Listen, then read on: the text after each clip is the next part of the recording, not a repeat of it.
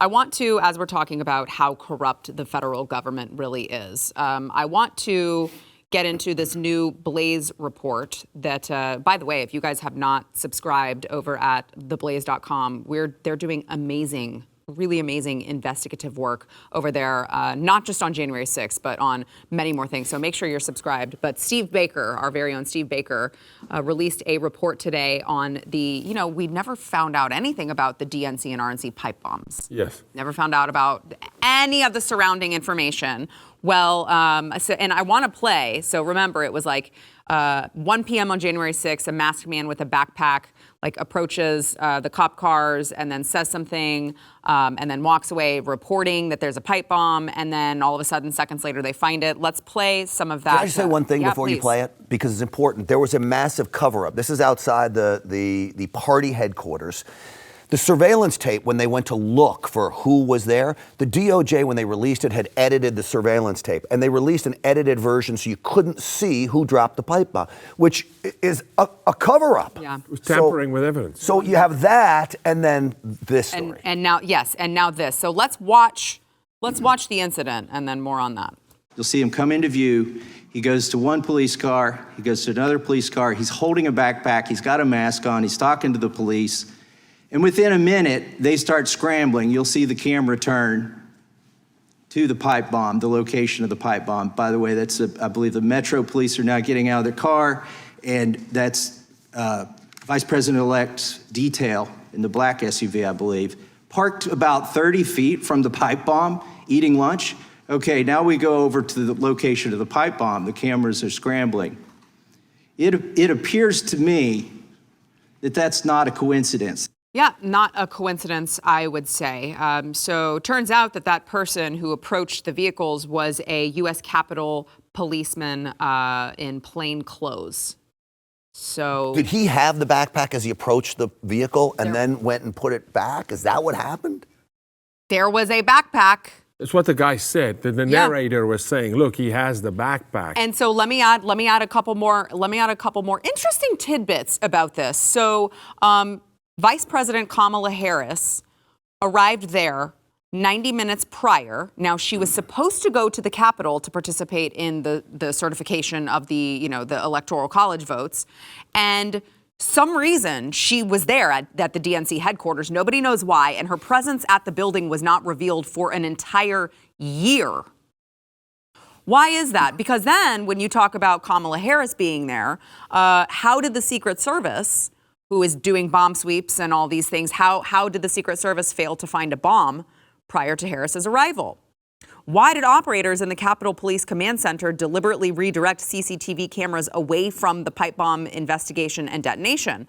Why did a Secret Service agent and MPD officer feel safe enough to finish their lunch before investigating a pipe bomb 15 feet away? And of course, was the DNC pipe bomb really a viable device despite never before seen video evidence to the contrary? I don't think it was a real device in the end. Mm-mm. I don't think it was. And so I'm still trying to figure out why they would plant it there. What was the motivation of planting it? Because all the evidence to me that I've seen looks like it was planted there. Add this on top of it. It looks clear that it was planted there, like the cops knew what they were doing when they were going in. Right. And then they go find it. But why? What was the motivation other than to make it look like we were the extremists, Republicans? Yeah. Outside DNC? Yeah, absolutely. It's to frame the other side, to say, look at what they want to do to us. Look, see, they are But then violent. why outside the RNC headquarters? Exactly. There was one outside the RNC, too. I can't figure out the motivation. Well, we may not ever know it because it may have never come to fruition. They may have had some sort of half-baked plan and then decided it wasn't going to work, and therefore now we have to cover it up and never talk about it again because our plan sucked. Like you think they might have detonated it?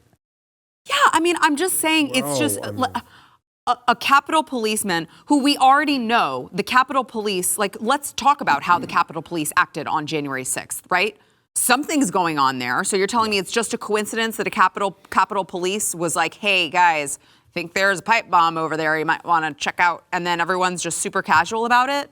And on top of that, the questions that the article already posed that I was reading right here, about why do the operators redirect CCTV cameras away from, like, there are way too many coincidences here for there to not be, I mean, where there's smoke, there's fire. Yeah, look, yes, absolutely, and all valid questions. And I'll say the issue of RNC and DNC, why both? It matters, but it doesn't to the anarchists. It doesn't matter. They will blame the right. Yeah. Right. They will blame the right. If there was one only at the RNC building, they would say, see, they're extremists. I mean, it doesn't matter. You're damned if you do, you're damned if you don't in the eyes of that side of the political aisle. But what bothers me, though, you can go back to the Boston City Marathon pipe bomb and those bombs, right? And then years later it comes out, some guy walked into an apartment and saw all the pipe bomb. There's always somebody that knows something. Yeah. And somehow, on the left, they very quickly ring fence it, turn cameras, silence people, coerce them, bribe them, force them, threaten them or somehow, and they have this ability to suppress information very quickly. Yeah. Very quickly. And then you never get the truth. Well, only yesterday the DOJ said Hunter laptop's real. Right. And it finally comes out like yesterday. Yeah, yesterday. Speaking of things that you get censored on social media for saying. Yeah, right, exactly.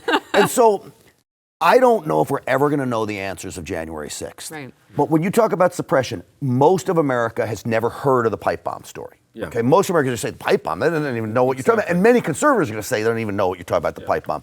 Most of America is going to think that January 6th was the West Terrace only, where it was, I'd call it a little rough. They were pushing and pulling, but then you had people fixing each other's helmets. But then on the east side of the Capitol, you literally had Capitol Police giving tours. Yes, guided tours. Guided tours of the Capitol.